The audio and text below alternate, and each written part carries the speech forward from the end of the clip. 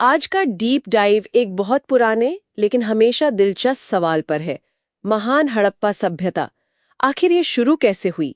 क्या वो बस रातों रात कहीं से आ गई, या जैसा कि मॉर्टिमर व्हीलर जैसे शुरुआती एक्सपर्ट मानते थे कि ये मेसोपोटामिया से आया, सिर्फ एक आइडिया था? हमारे पास जो स्रोत है वो इस कहानी को पूरी तरह से पलट देते हैं। बिल्कुल। और ये जो पुरानी थ्योरी है ना, पश्चिम से प्रेरणा वाली, वो सुनने में भले ही आसान लगे, पर नए पुरातात्विक सबूत एक बिल्कुल अलग ही कहानी बताते हैं। ये कहानी है भारत की अपनी छोटी छोटी ग्रामीण संस्कृतियों के धीरे धीरे बड़े शहरों में बदलने की। आज हमारा मिशन इसी सफर को समझना है। ठीक है, तो पहले उसी पुराने आइडिया को पकड़ते हैं कि शहरीकरण का विचार मेसोपोटामिया से आया। मतलब इस तर्क में अब क्या कमियां दिखती हैं? देखिए, कमी यह है कि जब हम इन दोनों सभ्यताओं को पास से देखते हैं तो जमीन आसमान का फर्क नजर आता है। हमारे स्रोतों में एक बहुत दिलचस्प बात है।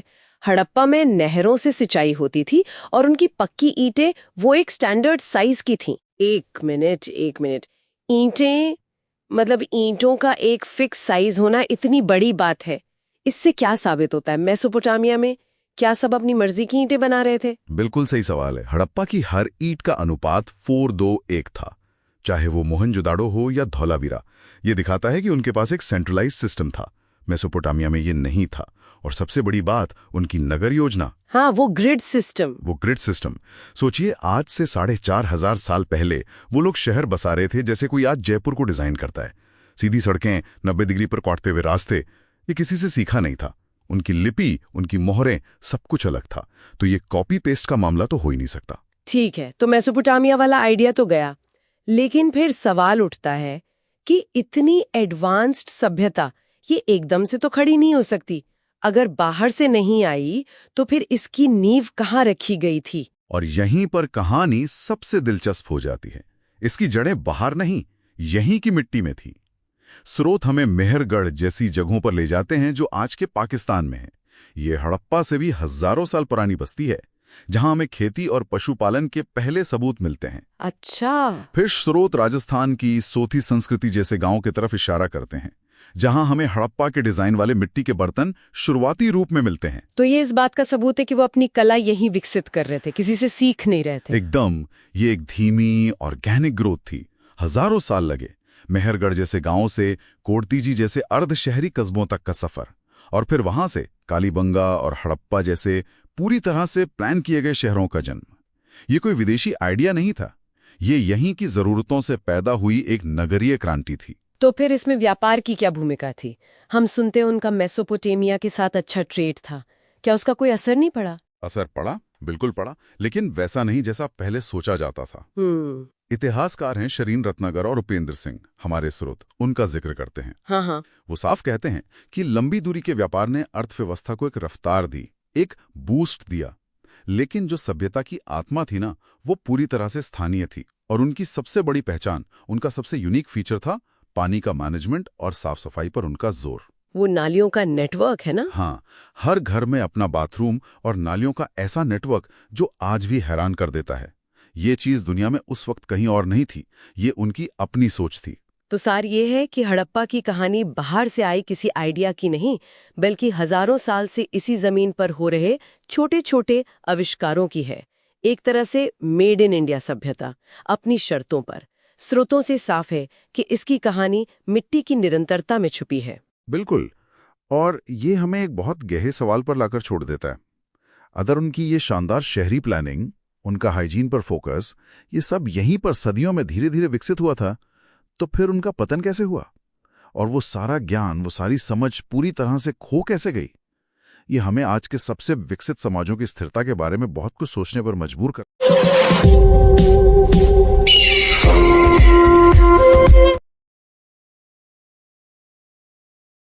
तो आज का डीप डाइव हमें ले जा रहा है लगभग 5000 साल पीछे, सीधा हड़प्पा सभ्यता के शहरों में। बिल्कुल। हमारे पास जो स्रोत हैं वो सिर्फ ईंटों या सड़कों की कहानी नहीं कहते।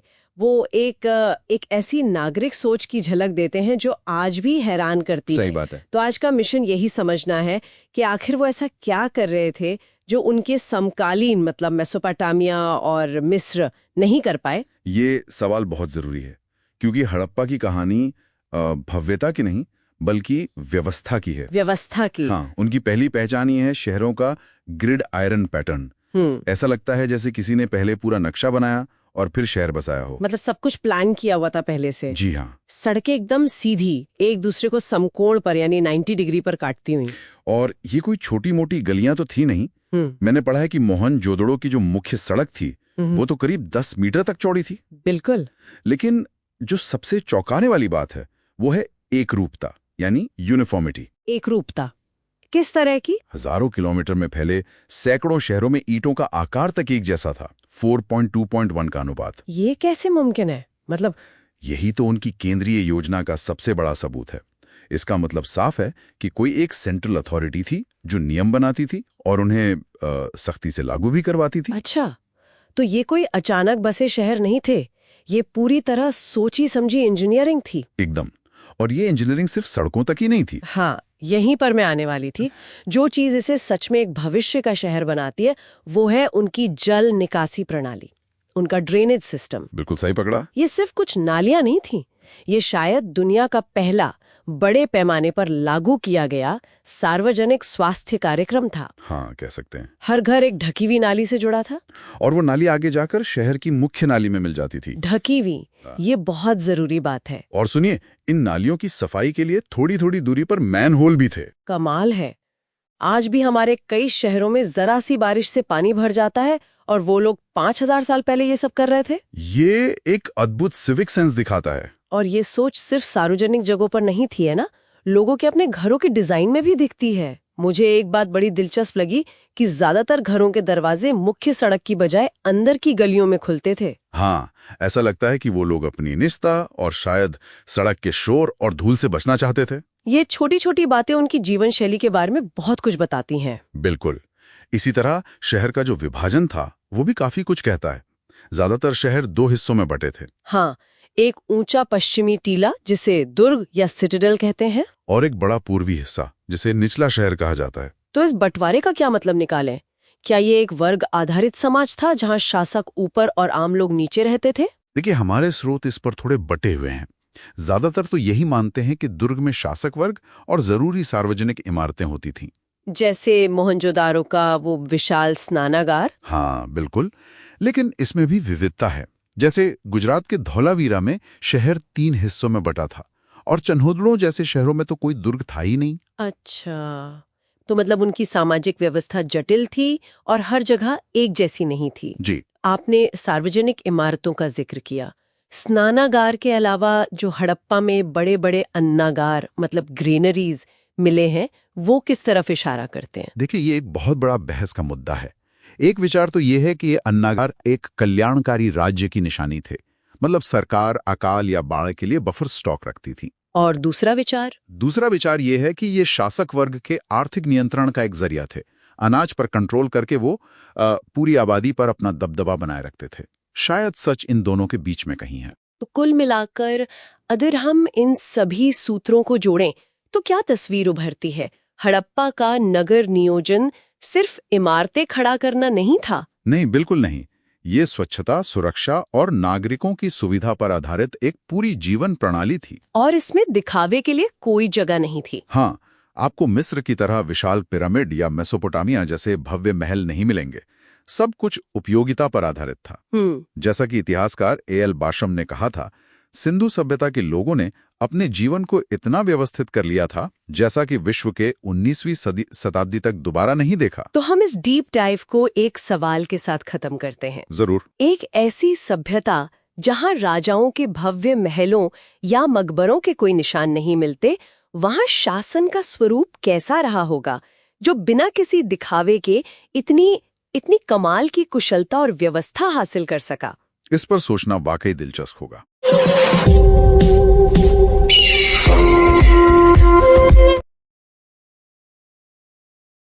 आज का डीप डाइव एक पहेली से शुरू होता है। हम सब जानते हैं कि हड़प्पा सभ्यता में बड़े बड़े शहर थे, लेकिन सिर्फ खेती के दम पर इतने विशाल शहर नहीं चल सकते। नहीं, बिल्कुल नहीं। तो फिर इनकी असली ताकत, इनका असली इंजन क्या था? हमारे स्रोत बताते हैं कि इसका राज उनकी खेती में नहीं, बल्कि उनके बंदरगाहों और बाजारों में छिपा है। बिल्कुल, ये कहानी सिर्फ गेहूं और जौ की नहीं बल्कि कीमती पत्थरों की है, धातुओं की है और समुद्री व्यापार की है। हड़प्पा का शहरीकरण असल में एक बहुत ही जटिल एक अधिशेष आधारित अर्थव्यवस्था पर टिका था। और इसका नेटवर्क मेसोपोटामिया तक फैला हुआ था। हाँ, वहां तक। अच्छा, तो चलिए इसे परत दर परत खोलते हैं। शुरुआत खेती से ही करते हैं क्योंकि वो तो आधार था ही। जी, वो बुनियाद थी। हमारे स्रोतों में कालीबंगा के जुते हुए खेत और धोलावीरा के जलाशयों का जिक्र मिलता है। इसका मतलब तो यही हुआ कि वे सिर्फ गुजारे के लिए नहीं बल्कि बाजार के लिए अतिरिक्त अनाज उगा रहे थे। सही कहा, वो एक मजबूत बुनियाद थी। देखिए, जब पेट भरने की चिंता खत्म होती है तभी तो नई चीजें बनाने और सोचने का समय मिलता है। हाँ, ये तो है। और हड़प्पा के लोगों ने इसी मौके का फायदा उठाया। उन्होंने विशेषज्ञ कारीगरी को एक नए स्तर पर पहुंचा दिया। और यहीं से कहानी दिलचस्प हो जाती है। जैसे चन्हूदड़ो और लोथल में मनके बनाने के कारखाने थे। जी, ये कोई छोटा मोटा काम नहीं था, है ना? कार्नीलियन जैसे पत्थरों को तराशकर विदेशों में बेचा जाता था। मतलब ये एक तरह की एक्सपोर्ट इंडस्ट्री थी। बिल्कुल। और सिर्फ मन के ही नहीं, वो धातु कर्म में भी माहिर थे। तांबे और टिन को मिलाकर कांसा बनाने के लिए वे लॉस्ट वैक्स तकनीक का इस्तेमाल करते थे, जो कि बहुत ही उन्नत तकनीक है। बहुत ज्यादा। और तो और नागेश्वर और बालाकोट जैसे शहर तो सिर्फ शंख से बनी चीजों के लिए ही जाने जाते थे। ये शहर असल में स्पेशलाइज्ड प्रोडक्शन सेंटर थे। मुझे ये बात हमेशा हैरान करती है कि आज से हजारों साल पहले उनका सप्लाई चेन मैनेजमेंट कितना जबरदस्त था। हाँ, मतलब अगर चीजें बन रही थीं तो कच्चा माल भी तो कहीं से आ रहा होगा। हाँ, और बहुत दूर दूर से। तांबा राजस्थान के खेतरी से आता था और ओमान से भी। ओमान से भी? अच्छा। जी। लाजवर्द यानी लैपिस लजूली वो अफगानिस्तान के शौरतुगई से मंगाया जाता था। और सोना वो आता था दक्षिण भारत के कोलार से। मतलब ये एक विशाल नेटवर्क था। एक बहुत बड़ा नेटवर्क। और इसका सबूत सिर्फ भारत में नहीं, बाहर भी मिला है ना? मैंने मेसोपोटामिया के रिकॉर्ड्स में मेलुहा के जिक्र के बारे में पढ़ा है। हाँ, मेलुहा सिंधु क्षेत्र का ही पुराना नाम था। मेसोपोटामिया के शहरों से हड़प्पा की मोहरें मिली हैं। और लोथल का गोदीवाड़ा, वो डॉकयार्ड। हाँ, वो जो डॉकयार्ड है जो दुनिया का सबसे पुराना माना जाता है, वो तो समुद्री व्यापार का साक्षात प्रमाण है। तो फिर एक सवाल मन में आता है, इतने बड़े व्यापार को जिसमें अलग अलग जगहों के लोग शामिल थे, बिना किसी सिस्टम के कैसे चलाया जा रहा होगा? क्या वजन या माप का कोई स्टैंडर्ड तरीका था? ये बहुत अच्छा सवाल है। और व्यवस्था के बिना इतना बड़ा व्यापार संभव ही नहीं था। पूरे हड़प्पा क्षेत्र में आप देखिए एक ही तरह के बाट मिले हैं। एक जैसे? हाँ, जो 16 के गुणांक पर आधारित थे। और उनकी सेल खड़ी की मोहरें वो सिर्फ पहचान चिन्ह नहीं थी। अच्छा। वे एक तरह से आज के ब्रांड लोगो और सिक्योरिटी सील का काम करती थी। सामान के गट्ठर पर मोहर लगा दी जाती थी ताकि ये पक्का हो सके कि माल सुरक्षित है। मतलब एक भरोसे पर आधारित संगठित व्यवस्था थी। बिल्कुल, भरोसे पर आधारित। तो इसका मतलब ये है कि हड़प्पा की सभ्यता सिर्फ ईंटों और सड़कों का ढांचा नहीं थी, बल्कि एक बेहद डायनामिक ट्रेडिंग एम्पायर थी। हाँ, कह सकते हैं। कारीगरों और व्यापारियों के नेटवर्क ने न केवल शहरों को अमीर बनाया, बल्कि दुनिया के अलग अलग कोनों से विचारों और संस्कृतियों को भी जोड़ा। बिल्कुल।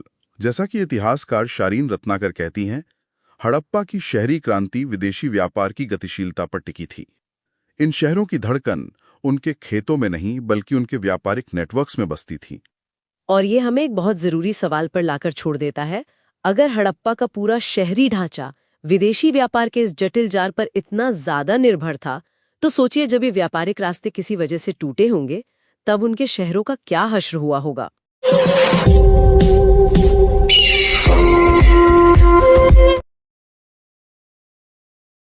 आज का डीप डाइव एक पहेली को सुलझाने जैसा है।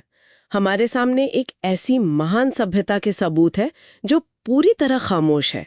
मतलब उनकी लिपि हम आज तक पढ़ नहीं पाए। तो सवाल ये है कि हम उनके मन में, उनके समाज में, उनके विश्वासों में कैसे झांकें? और हमारे सुराग क्या हैं? वही चीजें जो वो पीछे छोड़ गए। उनकी मोहरें, मूर्तियां, शहरों के खंडर। आज हम इन्हीं सुरागों को जोड़कर ये समझने की कोशिश करेंगे कि क्या आज की भारतीय संस्कृति की जड़ें, क्या वो वाकई हजारों साल पुरानी हड़प्पा सभ्यता में हैं? तो चलिए इसे खोलकर देखते हैं। सबसे पहले उनके समाज की बात करते हैं। हमारे स्रोत बताते हैं कि उनके शहर जैसे मोहनजोदड़ो वो 2 हिस्सों में बटे थे, एक दुर्ग और एक निचला शहर। हाँ, इसका मतलब तो यही हुआ ना कि एक ऊंचा किलेबंद इलाका जहां शायद शासक या पुरोहित वर्ग रहता था, और नीचे आम लोगों के घर। ये बनावट ही अपने आप में एक कहानी कहती है। बिल्कुल। ये एक बहुत ही व्यवस्थित और शायद स्तरीकृत, मतलब हायरार्किकल समाज की तरफ इशारा करता है। जी। लेकिन दिलचस्प बात यह है कि हमें मिस्र या मेसोपोटामिया की तरह कोई बड़े बड़े महल या राजाओं की कब्रें नहीं मिलती। अच्छा। तो ये समाज संगठित तो था, पर शायद इसका शासक वर्ग बहुत ज्यादा दिखावा नहीं करता था, और उनकी शहरी जिंदगी भी वो काफी आधुनिक थी। चन्हादड़ों जैसी जगहों से लिपस्टिक, काजल और मनके बनाने के कारखाने मिले हैं। वाह। मतलब ये लोग सिर्फ जरूरतें पूरी नहीं कर रहे थे, बल्कि सौंदर्य और शिल्प पर भी ध्यान दे रहे थे। बिल्कुल। मैंने ये भी पढ़ा है कि वहां से बहुत बड़ी संख्या में स्त्रियों की मिट्टी की मूर्तियां मिली हैं। जी। तो इसके आधार पर कुछ इतिहासकार कहते हैं कि वो एक मात्र सत्तात्मक समाज था। क्या इसमें सच्चाई है? देखिए, ये एक बहुत दिलचस्प लेकिन थोड़ी विवादित थ्योरी है। ये सच है कि बड़ी संख्या में स्त्री मृण मूर्तियों के कारण कुछ इतिहासकार इसे मात्र सत्तात्मक समाज मानते हैं, लेकिन इस पर बहस जारी है। कई विशेषज्ञ मानते हैं कि ये मूर्तियां समाज में स्त्री की सत्ता का नहीं, बल्कि उर्वरता या मातृ देवी की घरेलू पूजा का प्रतीक थीं। तो हम ये तो कह सकते हैं कि उनके जीवन में स्त्री ऊर्जा या देवी पूजा का महत्व था, पर पूरा समाज मात्र सत्तात्मक था, ये कहना शायद थोड़ी जल्दबाजी होगी। सही कहा। तो चलिए फिर धर्म की बात करते हैं, क्योंकि मुझे लगता है कि यहीं पर आज से जुड़ाव सबसे ज्यादा दिखता है। एक मोहर मिली है जिसमें एक स्त्री के गर्भ से पौधा निकल रहा है। ये तो साफ साफ धरती माँ या उर्वरता की देवी की पूजा लगती है। हाँ, और ये मातृ देवी की पूजा का सबसे बड़ा प्रमाण है। लेकिन जो चीज इतिहासकारों को सबसे ज्यादा हैरान करती है, वो है मोहनजोदड़ो से मिली पशुपति की मोहर। इस पर योग मुद्रा में बैठे एक 3 मुख वाले देवता हैं, और उनके चारों ओर हाथी, बाघ, गैंडा और भैंसा जैसे जानवर हैं। 1 मिनट, योग मुद्रा, 3 मुख, जानवरों से घिरे हुए, ये तो सीधे सीधे भगवान शिव के पशुपति रूप की याद दिलाता है। एग्जैक्टली। तो क्या इसका मतलब ये हुआ कि जिसे हम आज शैव धर्म का एक रूप मानते हैं, हाँ, उसकी जड़ें शायद वैदिक काल से भी हजारों साल पुरानी हो सकती हैं? ये तो भारतीय धर्म के इतिहास को देखने का पूरा नजरिया ही बदल देता है। यही इसका सबसे गहरा और क्रांतिकारी पहलू है। हालांकि यहां भी एक छोटा सा लेकिन है। कुछ विद्वान मानते हैं कि ये कोई देवता नहीं, बल्कि शायद कोई शामन या कबीले का शक्तिशाली मुखिया हो सकता है। पर ज्यादातर इतिहासकारों में इस बात पर सहमति है कि ये शिव का ही एक आदि रूप है। वाह, ये तो कमाल की बात है। मतलब सिर्फ मूर्तियां ही नहीं, बल्कि पीपल और एक सींग वाले बैल जैसे प्रतीक, यहाँ तक कि स्वस्तिक का चिन्ह, ये सब चीजें आज भी हमारी संस्कृति का हिस्सा है। बिल्कुल। और इन सब प्रतीकों को जब हम एक साथ देखते हैं तो ये साफ हो जाता है कि उनका धर्म किसी एक कट्टर किताब या पैगंबर पर आधारित नहीं था। वो प्रकृतिवादी था। पेड़, जानवर, प्राकृतिक शक्तियों की पूजा। और उपयोगितावादी भी, मतलब उर्वरता और सुरक्षा जैसी चीजों पर केंद्रित था। और उनके कर्मकांडों के बारे में क्या? मैंने मोहनजोदड़ो के विशाल स्नानागार के बारे में पढ़ा है। क्या ये दुनिया का पहला पब्लिक स्विमिंग पूल था या इसका कोई और मतलब था? हाँ, स्विमिंग पूल से कहीं ज्यादा। उसकी बनावट, सीढ़ियां, पानी बदलने का इंतजाम, ये सब इशारा करता है कि वो एक पवित्र सरोवर था जहां सामूहिक रूप से धार्मिक स्नान होते थे। अच्छा, जैसे आज भी पवित्र नदियों में स्नान की परंपरा है। शायद उसकी शुरुआत वहीं से हुई थी। और सुनिए, कालीबंगा और लोथल में तो बाकायदा हवन कुंड जैसी वेदियां मिली हैं। तो साफ लगता है कि वहां आग से जुड़ी कोई पूजा या यज्ञ भी होते थे। यानी सार्वजनिक स्नान भी और निजी यज्ञ भी। दिलचस्प। और मरने के बाद क्या होता था? उनके अंत्येष्टि संस्कारों के बारे में हमें क्या पता है? उनके अंतिम संस्कार की विधियां भी उनके जीवन की तरह ही विविध थीं। हमें 3 तरह के प्रमाण मिलते हैं। पूर्ण समाधान, यानी शव को दफनाना, आंशिक समाधान और दाह संस्कार के बाद राख को कलश में रखकर दफनाना। और मैंने कुछ अनोखी चीजों के बारे में भी सुना है। हाँ, जैसे लोथल में युग्म समाधान, यानी एक ही कब्र में 2 लोगों को दफनाया गया है।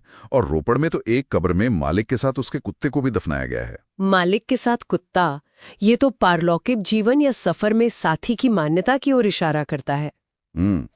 तो जब हम इन सभी चीजों को एक साथ देखते हैं, उनकी शहर की बनावट, उनकी पूजा, उनके स्नान, उनके अंतिम संस्कार, तो क्या तस्वीर उभर कर आती है? तस्वीर ये उभरती है कि हड़प्पा सभ्यता भले ही खत्म हो गई हो, लेकिन उसके विचार खत्म नहीं हुए। पशुपति की अवधारणा जो शिव में विकसित हुई, मातृ देवी की पूजा, पीपल का सम्मान, योग की मुद्रा, पवित्र स्नान, ये सारे तत्व बाद में भारतीय धर्म और संस्कृति के मुख्य अंग बन गए। जैसा कि प्रसिद्ध इतिहासकार उपेंद्र सिंह ने कहा है, सिंधु सभ्यता के वैचारिक बीज आज भी भारतीय संस्कृति के वटवृक्ष में जीवित हैं। ये वाकई सोचने पर मजबूर करता है, और ये एक बड़ा सवाल भी छोड़ जाता है। अगर एक ऐसी सभ्यता जिसकी लिपि हम आज तक नहीं पढ़ पाए, उसने हमारी संस्कृति पर इतनी गहरी छाप छोड़ी है, तो जरा सोचिए, अगर हम उनकी भाषा को समझ पाते तो हमें उनकी सोच, उनके दर्शन और उनकी कहानियों के बारे में और कितने गहरे रहस्य पता चल।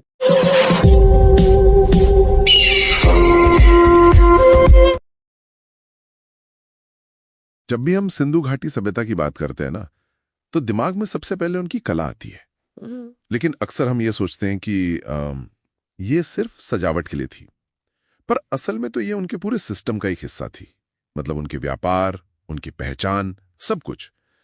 आज के डीप डाइव का मिशन बस यही है, उनकी कला के पीछे छिपे राज को समझना। हाँ, संगम तो थी, पर एक बहुत ही अनुशासित संगम। हाँ। इसमें मेसोपोटामिया की कला की तरह वो कल्पना की खुली उड़ान नहीं दिखती है, बल्कि एक तरह का आप कह सकती हैं सिविक प्राइड और नियम कानून दिखाई देते हैं। तो आज हम पत्थर, धातु और मिट्टी से मिले सुरागों को देखेंगे और जानेंगे कि वो हमें उस समाज के बारे में क्या बताते हैं। ठीक है, तो हमारा पहला सुराग उनकी मोहरें, जो छोटी छोटी होती थी। हाँ। ये ज्यादातर सेल खड़ी मतलब स्टीयरटाइट से बनी है, और इन पर जानवरों के जो चित्र हैं, एक श्रृंगी, बैल, बाघ, बहुत सजीव है। हाँ।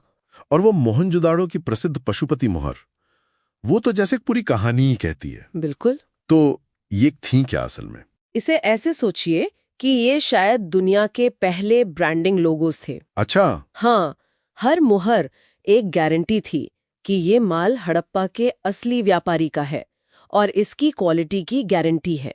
ये सिर्फ एक मुहर नहीं थी, एक ब्रांड का भरोसा था, और ये एक संगठित आर्थिक व्यवस्था के बिना तो मुमकिन ही नहीं है। वाह, मतलब ये सिर्फ कला नहीं बल्कि उस दौर का एक आईएसओ सर्टिफिकेशन जैसा कुछ था। हाँ, एक तरह से। ये तो बहुत बड़ा आइडिया है, और इससे उनकी पहचान भी जुड़ी होगी, है ना? बिल्कुल, ये तो हुई व्यापार की पहचान, पर क्या हमें उनकी व्यक्तिगत या सामाजिक पहचान की भी कोई झलक मिलती है?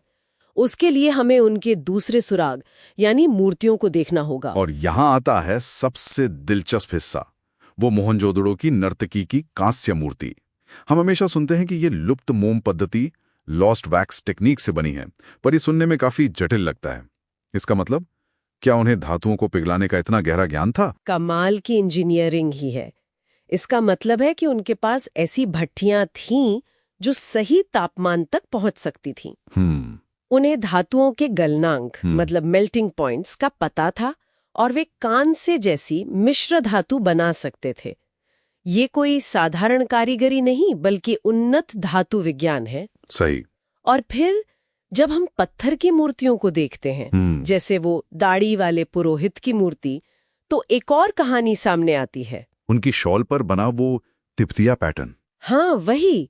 वो पैटर्न सिर्फ डिजाइन नहीं है, हो सकता है वो उनके पद, उनके समुदाय या शायद उनके कपड़ा उद्योग की कोई निशानी हो। अच्छा। तो एक तरफ कांस्य की मूर्ति है जो तकनीक दिखाती है, दूसरी तरफ पत्थर की मूर्ति जो शायद सामाजिक रुतबा दिखाती है, और फिर है मिट्टी की बनी आम चीजें, जैसे मातृ देवी की मूर्तियां और वो छोटी छोटी बैलगाड़ियां, खिलौने। सही।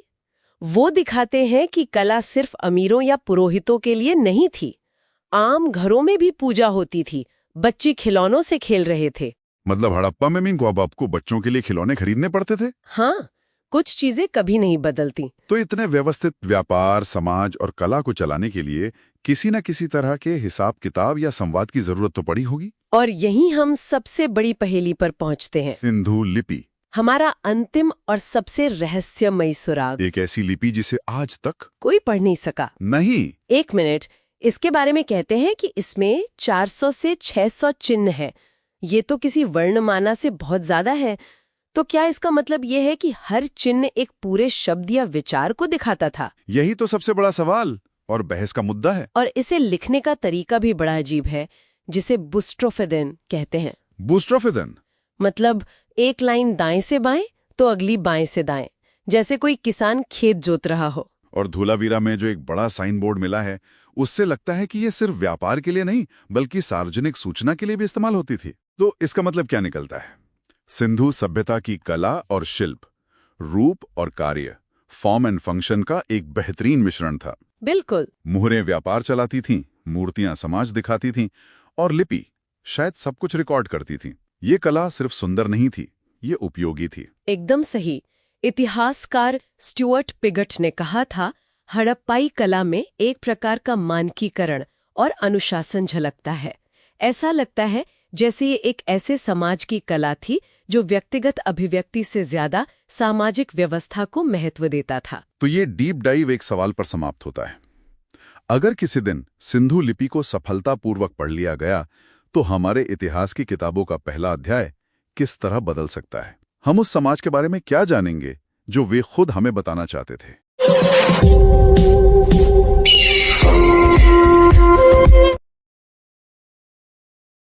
आज के डीप डाइव में हम एक बहुत बड़ी बहुत पुरानी धारणा को चुनौती देने वाले हैं। हाँ, वो धारणा की सिंधु घाटी सभ्यता बस खत्म हो गई। बिल्कुल। हम सबने पढ़ा है कि उसका पतन हो गया, लेकिन हमारे पास जो स्रोत हैं वो एक अलग ही कहानी बताते हैं। क्या हो अगर ये सभ्यता कभी खत्म ही न हुई हो? अगर उसने बस अपना रूप बदल लिया हो तो? यही सवाल इस पूरी कहानी को सबसे दिलचस्प बनाता है। तो चलिए इसी रहस्य को सुलझाते हैं। सबसे पहले उस थ्योरी की बात करते हैं जो फिल्मों किताबों में बहुत सुनी है। हाँ, आक्रमण वाली थ्योरी। हाँ, कि बाहर से कोई हमलावर आए और सब कुछ तबाह कर दिया। मॉर्टिमर व्हीलर ने आर्यों के आक्रमण की बात कही थी। और उन्होंने ऋग्वेद में इंद्र को पुरंदर यानी किलों को तोड़ने वाला बताकर इसे जोड़ा भी था। तो इसमें कितनी सच्चाई है? देखिए, ये थ्योरी सुनने में बहुत नाटकीय लगती है, लेकिन पुरातात्विक सबूतों की कसौटी पर खरी नहीं उतरती। मतलब? कोई सबूत नहीं मिला। हमें लड़ाई, नरसंहार या किसी बड़े हमले के कोई ठोस सबूत नहीं मिले हैं। इसलिए ज्यादातर इतिहासकार अब मानते हैं कि विलन कोई बाहरी दुश्मन नहीं था, बल्कि हालात थे। हालात? हाँ, और कोई एक नहीं बल्कि कई विलन एक साथ काम कर रहे थे। कई विलेन एक साथ? ये तो किसी मर्डर मिस्ट्री जैसा लग रहा है जहां शक कई लोगों पर जाता है। कह सकते हैं। तो पहला और सबसे बड़ा गुनहगार था पर्यावरण।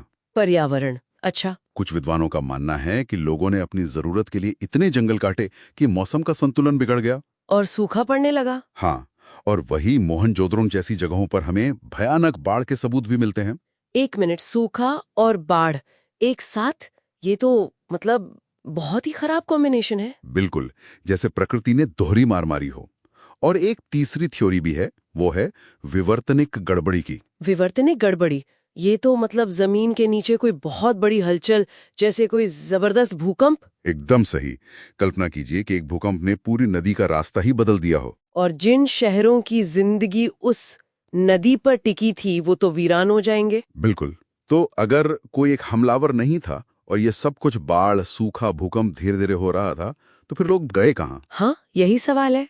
क्या वे सब वहीं खत्म हो गए? यहीं पर कहानी का सबसे बड़ा मोड़ आता है। लोग खत्म नहीं हुए, उन्होंने पलायन किया। पलायन?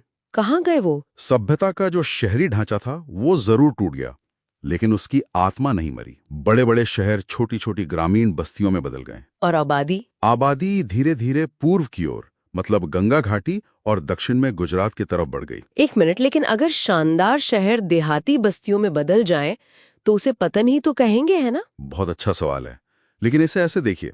बताइए। क्या किसी कंपनी का हेड ऑफिस बंद हो जाने पर हम कहते हैं कि कंपनी खत्म हो गई? नहीं, हम कहते हैं कि उसका काम करने का तरीका बदल गया। अच्छा उदाहरण है। हड़प्पा सभ्यता के साथ भी कुछ ऐसा ही हुआ। उसका शहरी रूप खत्म हुआ, पर उसकी विरासत वो आज भी हमारी रग रग में जिंदा है। ये तो कमाल की बात है।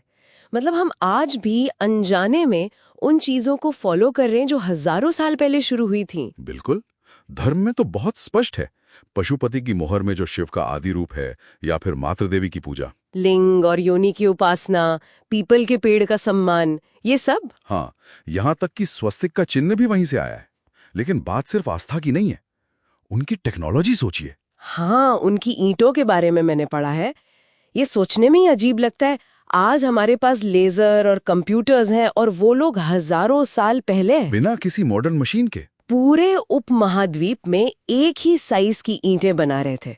ये किस स्तर की प्लानिंग रही होगी। और सिर्फ ईंटें ही नहीं, उनकी वजन और माप की प्रणाली, वो जो 16 के गुणांक पर आधारित थी, वो भारत में लंबे समय तक चलती रही। और चूड़ियां, सिंदूर, काजल, ये सब भी वहीं से है। हाँ, ये सब आज हमारी संस्कृति का हिस्सा हैं, लेकिन इनकी शुरुआत हड़प्पा काल में हुई थी।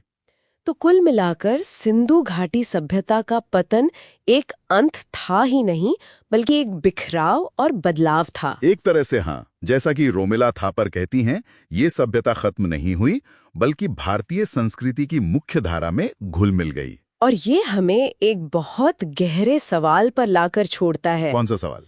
अगर किसी सभ्यता की इमारतें और शहर तो वक्त के साथ खत्म हो जाएं, लेकिन उसके विचार, उसकी संस्कृति और उसकी तकनीक इतनी मजबूत हो कि वो आने वाली हजारों सालों की पीढ़ियों की नींव बन जाए, तो क्या हम उसे विफल या पतित कह सकते हैं? या फिर ये किसी सभ्यता के लिए सफलता की सबसे बड़ी परिभाषा है? कि वो एक तरह से हमेशा के लिए अमर हो जाए? सोचने वाली बात है।